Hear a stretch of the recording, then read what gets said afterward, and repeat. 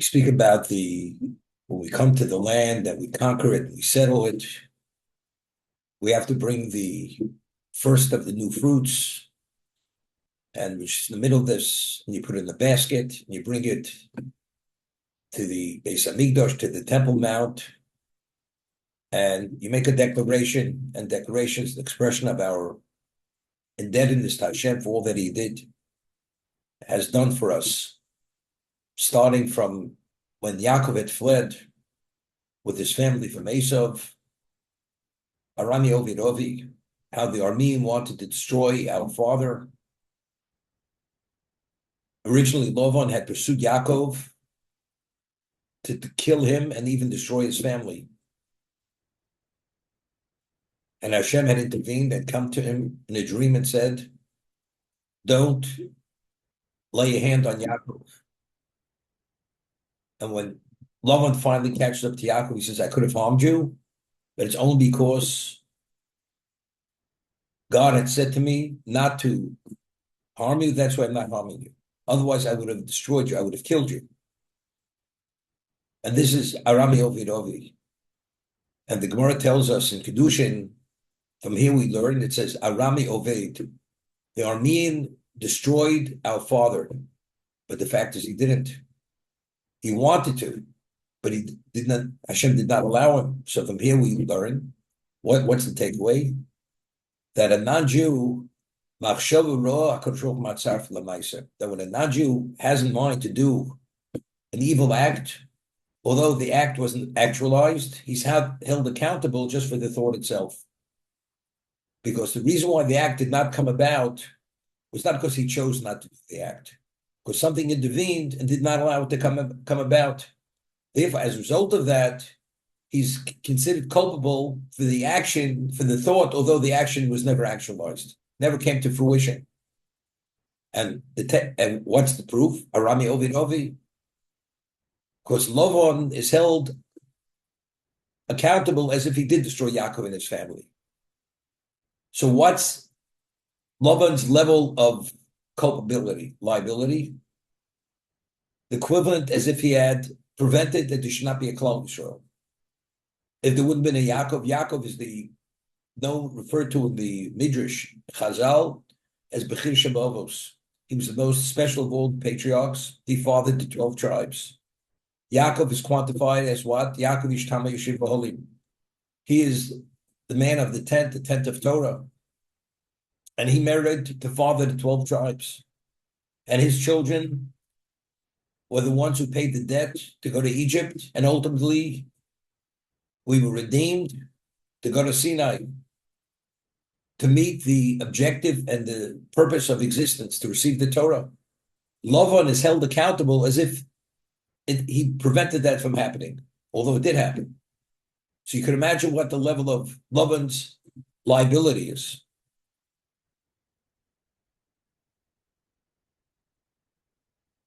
But simultaneously, the matriarchs, two of the four matriarchs, the Gemara tells us Arba Imos, there were four matriarchs. Sarah was a matriarch, Rivka was a matriarch, and Rachel and Leah were matriarchs.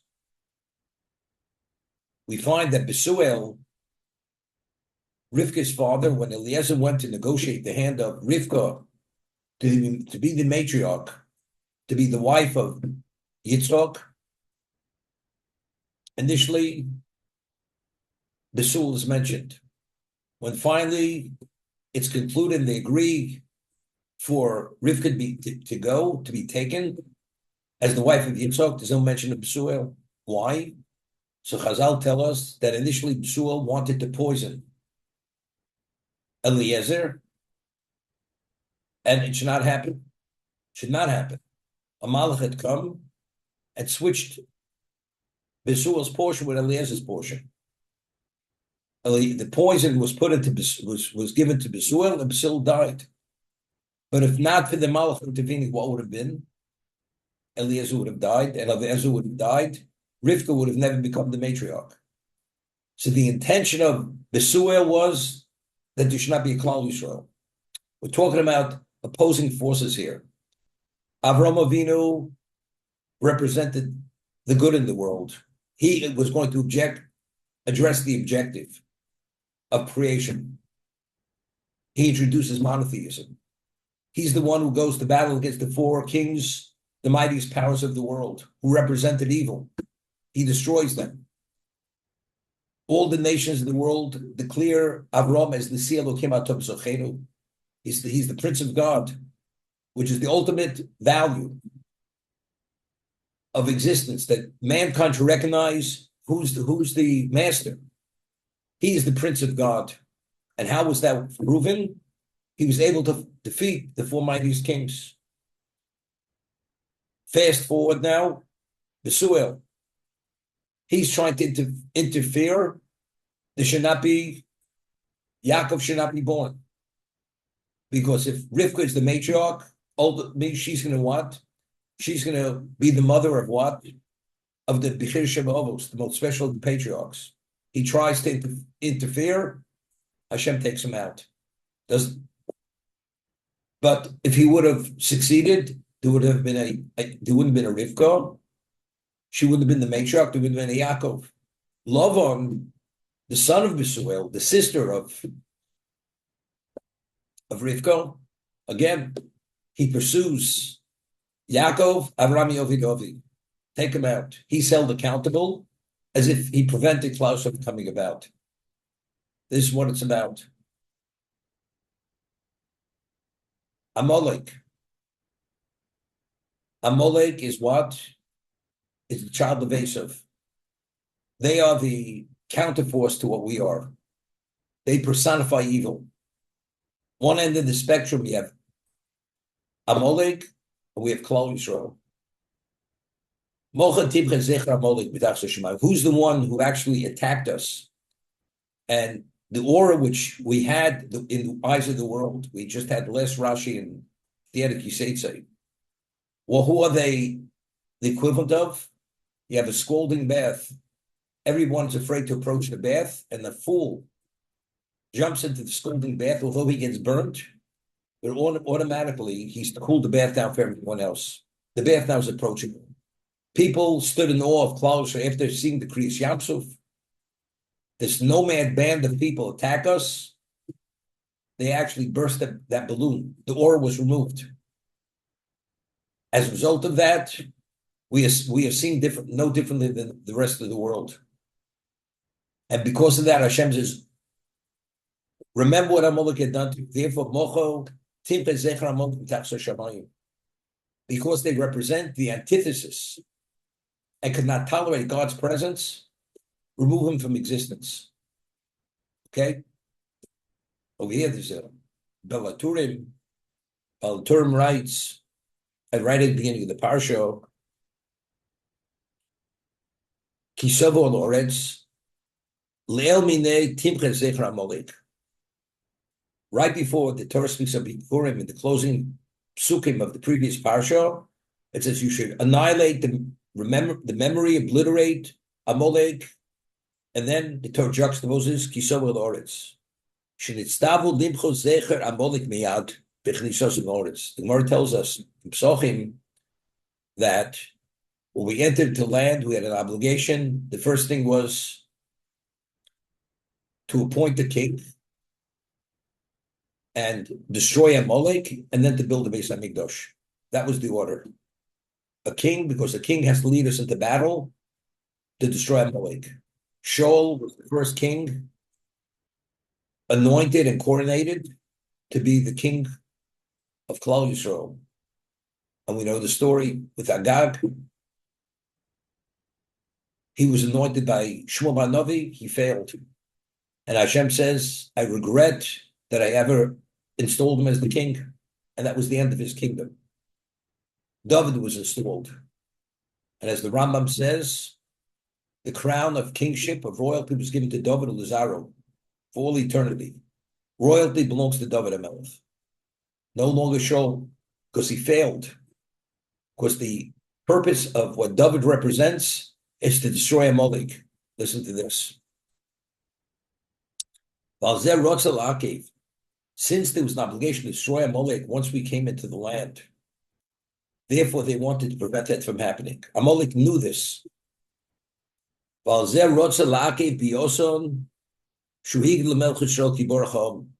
that the Jews, when they left Egypt, they told Pharaoh we're going for 3 days, a 3-day trek into the desert, and we're returning after 3 days. They realized, all of a sudden, Pharaoh realized we're now coming back. How did he know? So Rashi cites Chazal that they had sent spies with us, that if we go beyond the 3-day limit, they're going to report back immediately to Pharaoh, and he will come after them. He'll chase us. And that's what happened. Kriyas Yamsuf was on the 7th day, and they were destroyed. The Baal Turim cites another midrash. Who informed Paro ki borach ha'om? That was Amalek. Amalek told Paro the Jews are not coming back. They crossed the 3-day limit. Why? Because since Amalek knew that once we go into the land, they're going to be destroyed, they wanted to prevent that from happening. Therefore, they informed Paro that we are not returning. Yaakov was told by Hashem, you must leave, you must return. It was 20 years, he was at Lavan's home. 14 years he worked for the 2 wives, 6 years for his wealth. After the 20th year, Hashem comes to him and says, it's time to go back. It says he went, he shared this with Rachel and Leah, he gathered his wealth, and under the cover of night, he fled. How did Lavan know that he had fled? So again, the Baal Turim says, Yaakov. He knew because Amalek had informed him. Al Kain Somach Lo Parshas Bikurim Shemaskir Arami Ovidovi. Therefore, in the declaration of Bikurim, we mentioned Arami Ovidovi. The Aramean wanted to destroy us, but how did he even know to even chase us, to pursue us? Again, Amalek had informed him. So the question is, why is this all about? Since Amalek understood that if things would work out as the way they're meant to work out, and if Shaul wouldn't have failed, the world would have reached its level of perfection. Amalek, there would have been no trace of evil in the world. Amalek is the personification of Esav, of a Yadayim B'nai Esav. But because he failed, therefore we still have an Amalek to contend with. We find the first battle of Amalek we had was with Moshe Rabbeinu and Yeshua. Moshe Rabbeinu ascended the elevated location. Says as his hands were raised, there was victory. As he lowered his hand, there's what? There was defeat. And who led Klal Yisrael to battle? That was Yeshua. And it says Yeshua was told not to destroy them totally. He could have destroyed this. Wouldn't have been one survivor of Amalek. But he left them. Hashem says, don't destroy them. Why? If they are the personification of evil and the antithesis of what we are about, why not destroy them? The answer is, it has to be carried out by Melech Yisrael. We only have the obligation to install a king that was in Eretz Yisrael. Once we settle in Eretz Yisrael, which is the location of Kedusha, that's where we're supposed to perform the mitzvahs, because that's where we can attach, and there's no intermediary.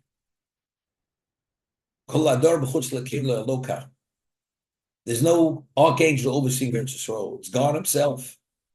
And that location, when you achieve that level of accomplishment of spirituality, now it's time to put the final nail in that coffin. And Amalek.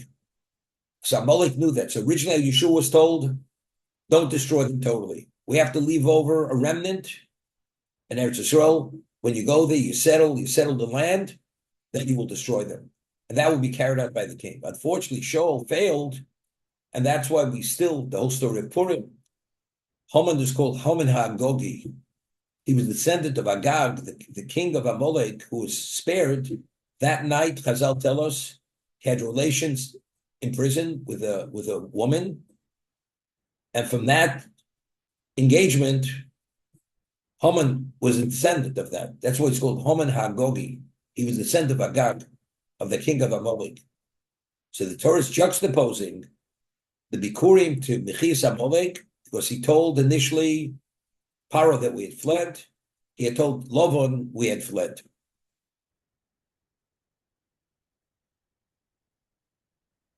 It's interesting. The Maral in Gvurus Hashem, which speaks about Star, he speaks of from the Brisbane of Sorim till we left Egypt.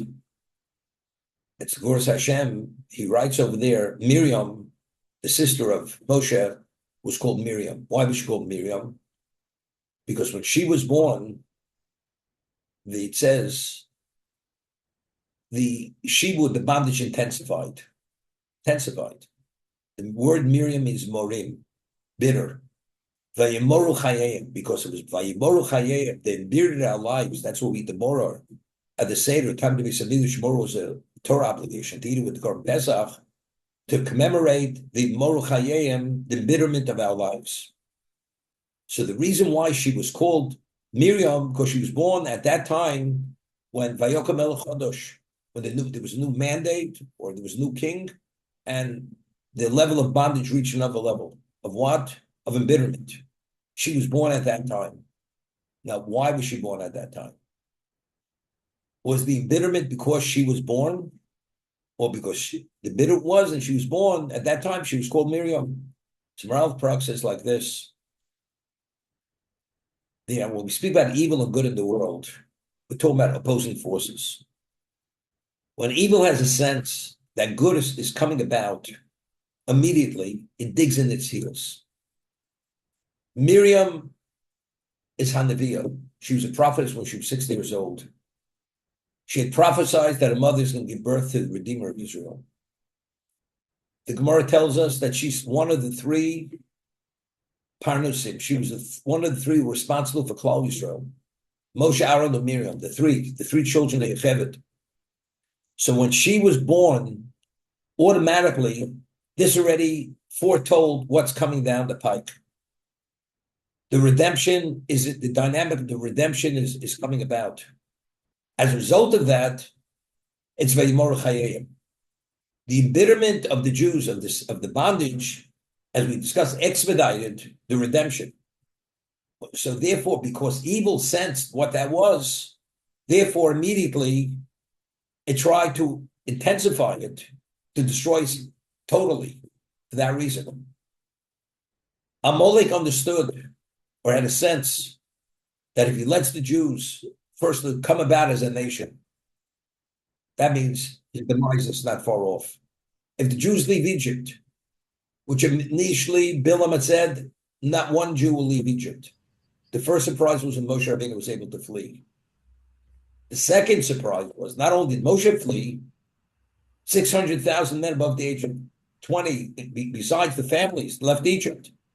And Balak had made a mockery. When Bilam wasn't able to curse us, he says, you gave me a guarantee that not one Jew is leaving Egypt. Not only did one Jew leave Egypt, a whole nation left Egypt. So what are you all about? You're a fraud. That's what Balak ultimately said to Bilam. And that's when he left. So the Torah juxtaposes the bringing of the Bikurim to the Mechias Amalek, because that's something Amalek wanted to prevent from happening, from coming about. Right now, the whole world, literally the world, globally, is being unified against the Jewish people. You'd think October 7th, which is the equivalent of genocide, would actually open the eyes of the world to understand what these people are all about, what they're capable of doing. They're literally, as the Malach had said to Hagar, Pera Odom, when Hagar conceived, she believed that she would be the equivalent of the matriarch. Her son would be the heir apparent of Avram because he had no children. The Malach comes to Hagar and she fled into death. He says, you can have a child. He's going to be Pera Odom. What's Pera Odom? This is a famous word from the Malbim in Hebrew. Whenever you speak about an adjective, the adjective always follows the noun. Like you say, Odom Gadol. Odom is the person. Gadol, great person. The adjective always follows the noun. So if you want to say a wild person, how would you say? Odom Pera. Odom is the noun. Pera is the description of the person. But the Torah doesn't say that. The Malach said to Hagar, who is your son going to be? Pera Odom. His essence is a wild animal. He has a semblance. He's in human form. But what is his essence? His essence is Pera. Odom, he has a semblance of Odom. What happened in October, what these people, what they displayed, their natural characteristics, they're Pera. And they look like Odom. Whatever. Do you think the world would open their eyes? No, it's just the opposite. They're unified. The world, that there's global anti-Semitism, and it's going from bad to worse.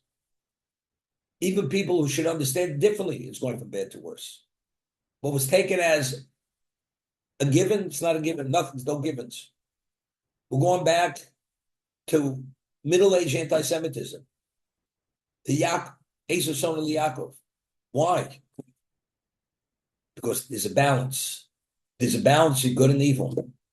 As the world was opposed to Avram Avinu's existence, the four mightiest kings, they wanted to trap Avram by taking Lot captive.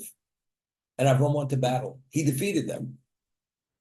The world is unifying, is gathering against us, God forbid, to try to destroy us. Because that's the battle of good and evil. However, it says, ultimately, Hashem will vanquish all these nations. Voy Hashem lemelech al kol haaretz. With the coming Mashiach, Hashem will be declared and recognized as Melech kol haaretz. And the Jews will be recognized as the Am Hashem. You know, we say in the davening of Rosh Hashanah, in the Shemon Esrei, we ask Hashem to instill his fear and awe upon the nations of the world. And they should be unified. Then we say, we say in the Shemon Esrei, you should give honor to your people. That's what we're asking. He should reveal himself, bring evil to an end, and give honor to your people. What does that mean, give honor to your people? You'd say, it doesn't make sense. The Jew is always getting the short end of the stick. The Jew is always blamed for whatever happens. All the ills of the world, it's the Jew. It's the Jew without a stop. That's what fuels anti-Semitism. But the Jew is still dedicated to Hashem despite all that. The world says it doesn't make any sense. They see the Jew in the most negative light. But ultimately, when Hashem will reveal himself, what's going to be? The Jew will be seeing that what they sacrificed, what they did was for the ultimate purpose. And that's what we're asking. Hashem, give honor to your people. We should be recognized by the world as your people. That whatever we sacrificed, we died, whatever took place, it was for your sake, is only to glorify Hashem. That's the request. Because we understand there's this balance of power. There's a power struggle here. Good versus evil. And that's exactly what we're talking about. So we give thanks, the declaration of the Bikurim, we give this declaration of thanks, of indebtedness, Arami Ovidovi. This goes back to ancient times. And Yaakov fled already. Bilam, Arami, Lavan wanted to destroy him. It started first with Besuel, wanting to take out Eliezer. Didn't succeed. Rivka comes back. She has the mother of what? Of the twins, Yaakov and Esav. Two children simultaneously. One represents good and evil. And ultimately, Esav tries to snatch birthright. He doesn't succeed. And because Yaakov now has the birthright, Esav feels he has to destroy Yaakov. Because as long as Yaakov is able to hold on to that birthright, he's second fiddle. And ultimately, he will just be destroyed. Therefore, there's always the power struggle to the end of time of what? Of Esav son of Yaakov trying to recoup that birthright, which was rightfully Yaakov's. So as long as we maintain ourselves as we should, which is Akol Kol Yaakov, the Yadayim is not Yadei Esav, we have the upper hand. And that's what it's all about. Now that we're approaching Rosh Hashanah, the Yom Adin, and we utilize Elul as we should utilize Elul, to come to a level of clarity and understanding how we have to upgrade and make the corrections, then Mitzvah Hashem will succeed in the Kol Yaakov, and ultimately will be Ten Kovod La'amecha. Hashem will give glory and honor to his people, that people recognize that whatever we've done was worthwhile, because then they'll understand what it's all about. The Gemara tells us in Sukkah, when a child begins speaking, the two psukim you have to teach him when he begins speaking. The first pasuk you teach him is Torah Tziv Elonim Morosho Kilas Yaakov, and the second pasuk you teach him is Shema Yisrael Hashem Elokeinu Hashem Echad. When a child begins speaking, these are the first words that he should be taught to verbalize, to express. That means from the beginning, how do we identify a human being? But through the power of speech. That's the differentiating feature which makes it obvious a human being speaks, any other living species doesn't speak. When the child begins speaking, that means from his very beginning of identifying as a human being through speech, that's the rashis. The rashis, you begin teaching him these two psukim. That's from the rashis. So we'd asked the question in the past. Alan remembers everything I've said. I'm not sure if this one I ever said to him. It says, rashis, you teach the child Torah Tziv Elonim Moshe Moshe Kilas Yaakov, Shema Yisrael. I mean, the child has no comprehension of what he's saying. He's just parroting words. That's all he's doing. So what's the value? So he'll say the words, Torah Tziv Elonim Moshe Moshe Kilas. He'll say Shema Yisrael. But what's the value of that? So we once said that why does a child begin speaking at a certain point of development, of mental development? Because the brain, which controls speech, when it matures sufficiently, the child is able to express, to speak, to say words. Chazal tell us from the very beginning, when he begins expressing his characteristic of a human being is speech, the brain, the root of speech in the brain has to be utilized, has to be sanctified with the words Torah Tziv Elonim Moshe Kilas Yaakov Shema Yisrael Hashem Elokeinu Hashem Echad. That's the sanctification. The faculty of intellect and Torah is expressed through words, as we've mentioned many times. Torah has to be verbalized. We discussed that the fruit of the lips are the words. Boring nifsvosayim. Chen. We achieve chen in the eyes of Hashem is through speech. That speech has to be so pure that the faculty of the brain, which is intellect, which allows the person to speak, has to be the source of that speech has to be sanctified. How's it sanctified? Because the first words that you teach the child are the ultimate, which innately towards even Lord Moshe, which encompasses the totality of existence and the eternity of the world, and Shema Yisrael, which is the objective to recognize who the master is. That's the reason why these two psukim, it has nothing with comprehension. It has to do with sanctifying, consecrating that part of the brain which allows the child to begin speaking. You take it to the sanctuary. You come to the Kohen who exists in those days, and you say to him,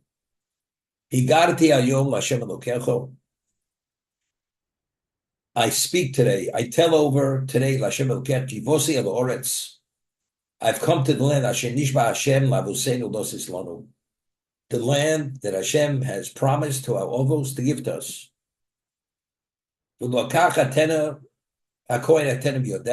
He takes the basket from your hands, and he puts it down before the Mizbeach, and you declare and say, before God, Arabi Ovid Ovi, the Yerim Mitzrayim, The Aramean wanted to destroy our father, and our father went down to Egypt. And we sojourned there with a small number. And there we became a great, large nation, powerful and numerous. That's what happened in Egypt. So Rashi over here explains, Arami Ovi, Mazkir Chasdi Amoko. In this declaration, we're mentioning God's chesed. Arami Ovi Bikesh Lovan Lakor as a kol Shirodav Yaakov. Yaakov wanted to uproot, Lavan wanted to uproot everything when he pursued Yaakov, and because he intended to bring that about, Hashem considers it, the Torah considers it, if he actually brought it to fruition, although it never came to fruition.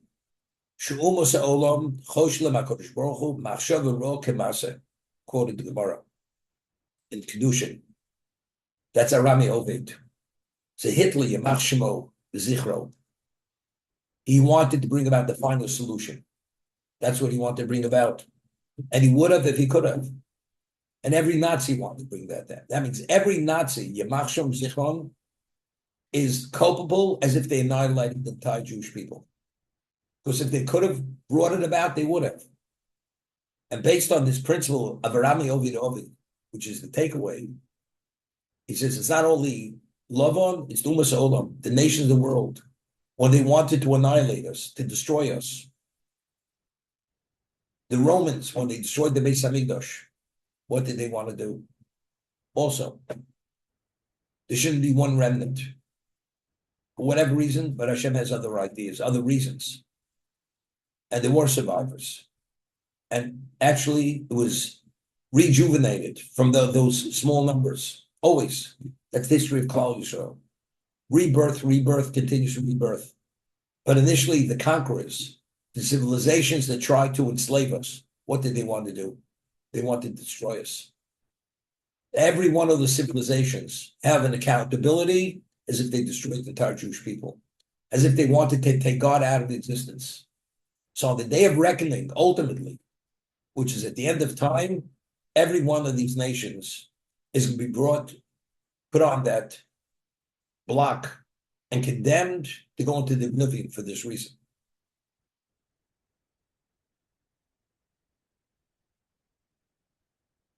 Over here it says, when you make the declaration, it says, Vonisa, Losha Haramaskol. You have to make the declaration in a loud voice, not just at a level of audibility, but Haramaskol. You call it out loudly. You understand? And you prostrate yourself. After you make this declaration, you prostrate yourself. So we once mentioned a Rashi that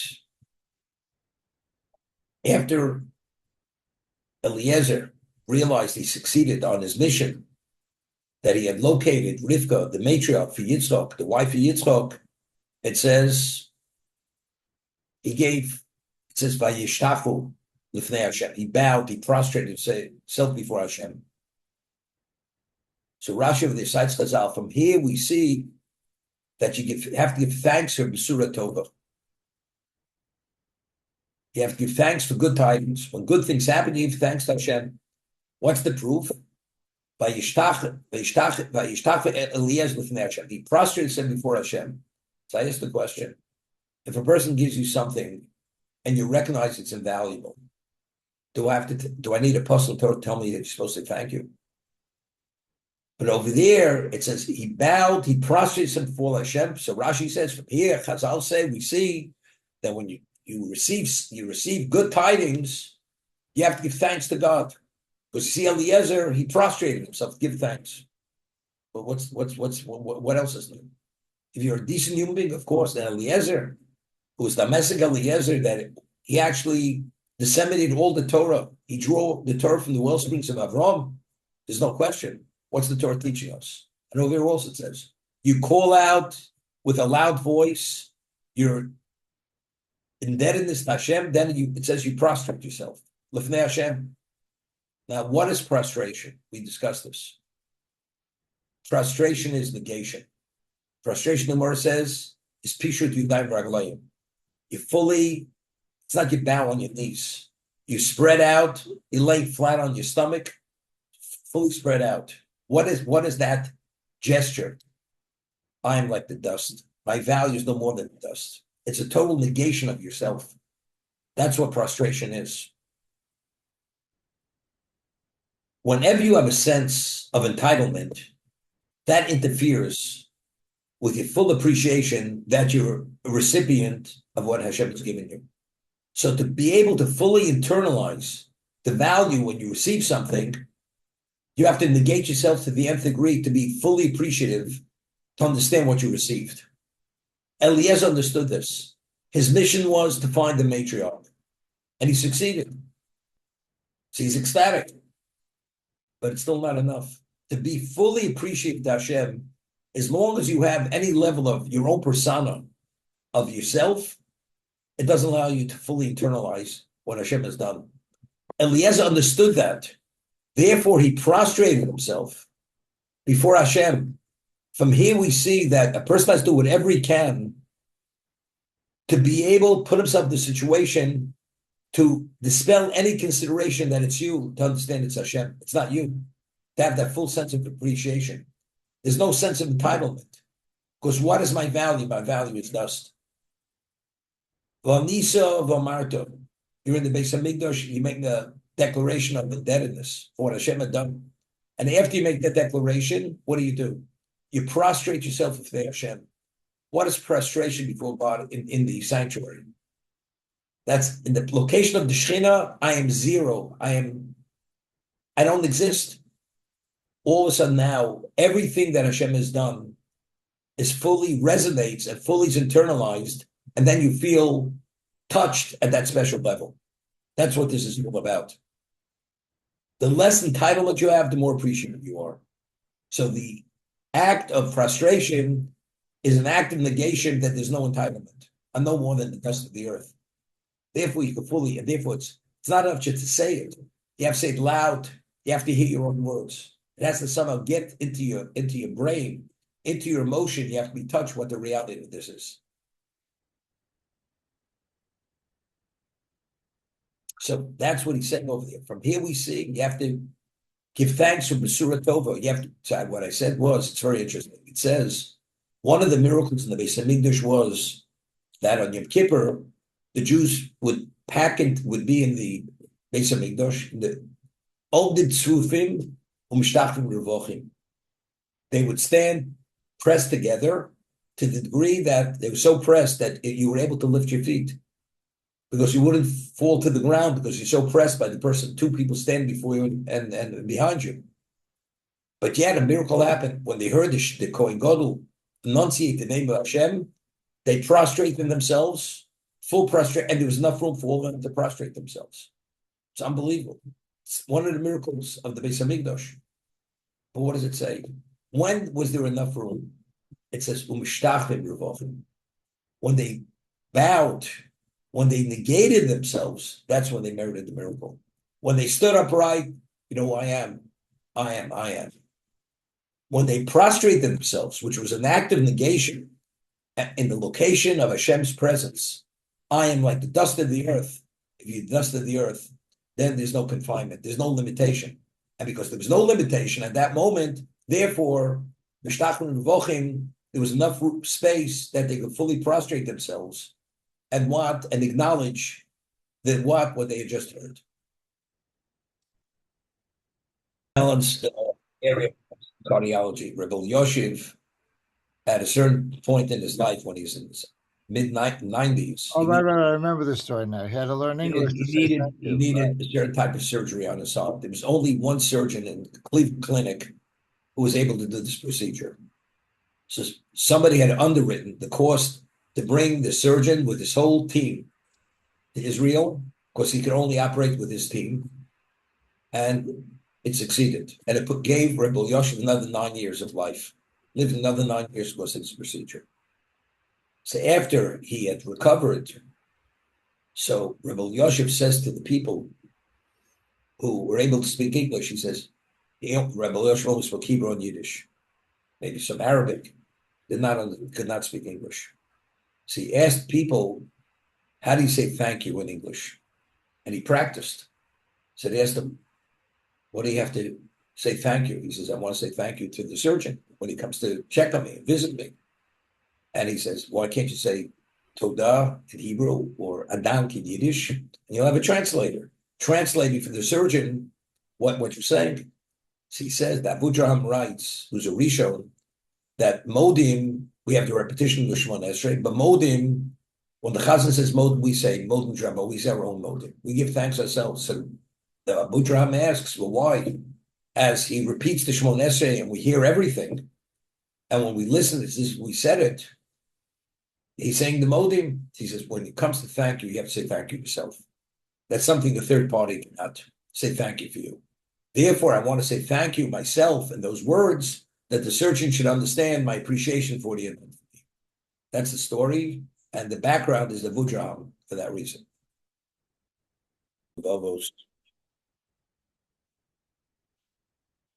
He's speaking about at what level do we have to have trust in Hashem that He will provide.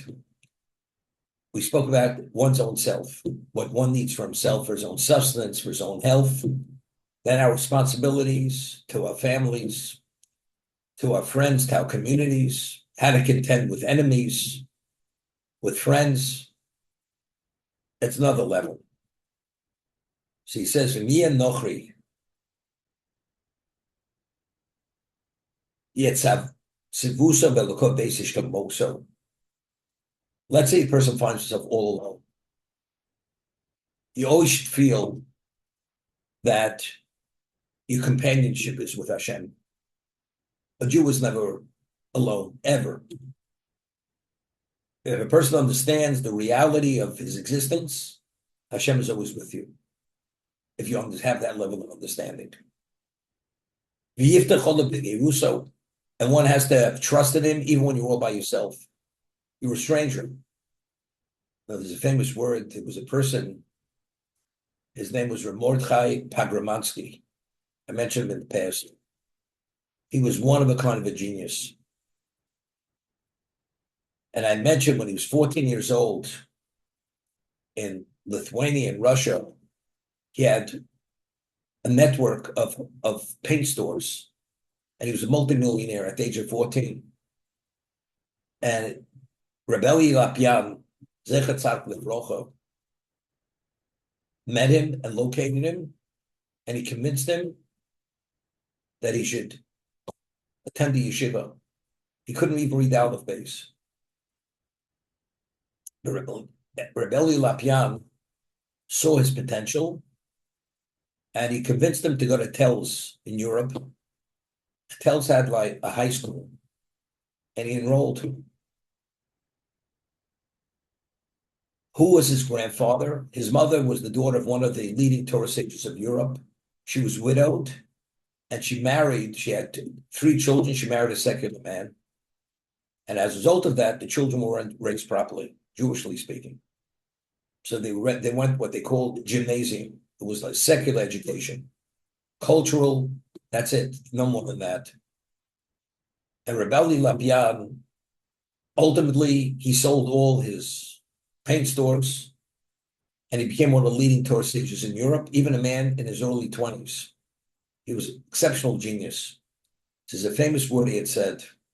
We find that Sari Menu, she comes to Avram Avinu, and she says, you have to drive Hagar with her son out of the house, because her presence is a negative influence for Yitzchak.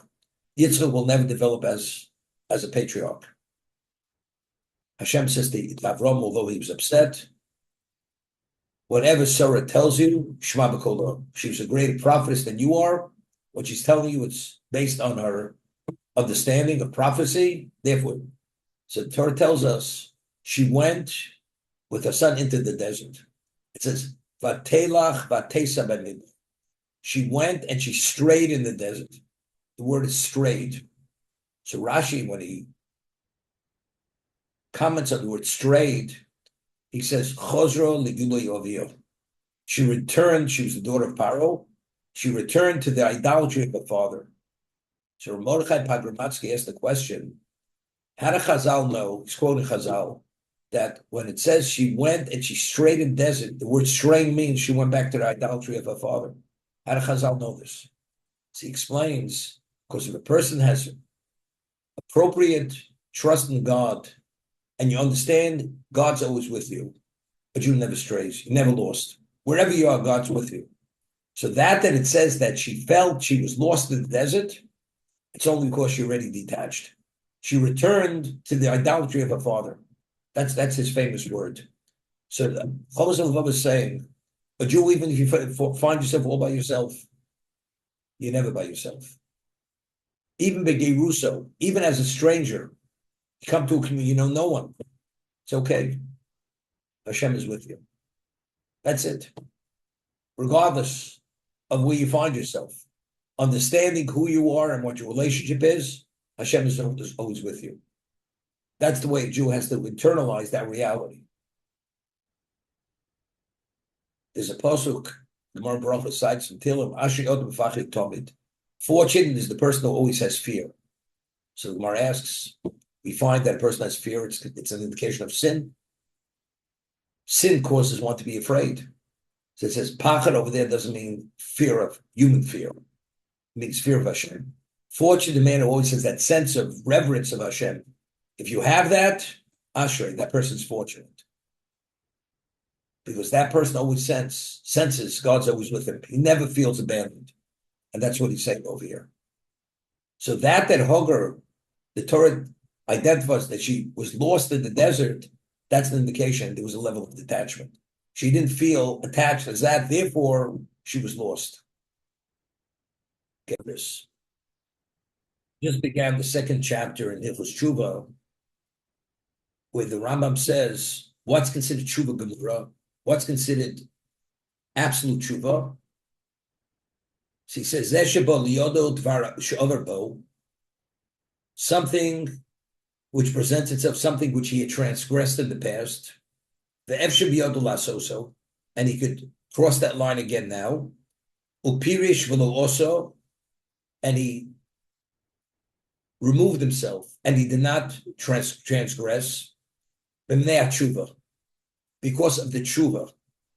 That means he already had done tshuva on this, because he already was committed initially not to go back here. He did tshuva. So the reason why he didn't cross the line now, although the identical scenario presents itself, that's called tshuva gemura. But again, what are we talking about? He did not cross the line and they had tshuva, because the original tshuva that he had made, because of the remorse and the commitment that he had made, that's why he did not cross the line. No miyiro, not because he was fearful, because somebody says if you cross the line, you're going to have repercussions. Lo mikishnu koach, not because he's aged today, he doesn't have the ability to transgress today. Ketzad, what's an example of this? Shabal isha ba'veiro, person had an illicit sexual relationship.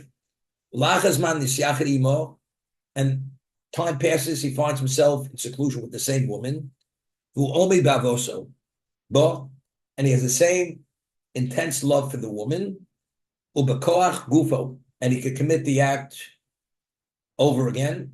He's in the same physical shape, ubemedino she'ovabo, and it's the same location. The setting is identical. It's like a replay of the original moment. Upirsh lo over, and he removed himself, did not cross the line. Zel Baal Tshuva Gemur. That person is an absolute Baal Tshuva. But I pointed out, we're talking about the man already had done Tshuva. Except here we're talking about the level of commitment that he said in the future, I will not cross that line ever again. So now when he put his feet to the fire, he doesn't cross the line, that means that original commitment was so secure, it was never meant to be undone again. That's what I'm talking about. But let's say a person never did tshuva, and the situation represents identical, and he doesn't transgress. Is he forgiven? He's not forgiven. He never did tshuva on the first act. So you didn't do it again. Okay, you recognize, but you didn't do tshuva. You have to have remorse. You have to have the original confession, as the Ram says before. This is only confirms that your commitment to the future, that you never went back. Until then, you never know. And I said, only Hashem knows. Whenever you do tshuva, you should always remember Hashem in your youth. Why? Because in your youth, although you have the identical desire and identical ability, and despite that you don't, that's called quality tshuva. That's a quality commitment. I could and I don't. With Loshov, El Mezik Noso, let's say only the tshuva when he was older, and he's not able to do what he did when he was younger, although it's not considered quality tshuva, mo'elasi lo bal tshuva, it has value. Making commit, I will never go back there. Of course, that he'll never go back there. He says, if I would have known what I know today, 60 years ago, I wouldn't have had that relationship. Today, you can't have that relationship, even if you wanted to. But since conceptually he's committed to that, it's tshuva, it has value. But it's not tshuva gemura. Because qualitatively speaking, what he did then, he couldn't repeat now. Tshuva it is. You get a pass. But is it 5-star? It's not a 5-star tshuva. I feel called Yomov. Okay. I'm going to have to stop here, and we'll continue tomorrow. Daf Yomi is at 9:30. I mean, Rabbi, just very quickly, a person, is at one level of religiosity and commits an Avera. And now fast forward, okay, that same temptation presents itself, but he's at a higher level of religiosity. So do you say... That's tshuva gemura. That's tshuva gemura. Right. You don't say, because now it's not the same desire. He's only not the same because he's... No, he still has the same desire. What are you talking? He's still a human being. Right. Now I'm saying, okay, fine.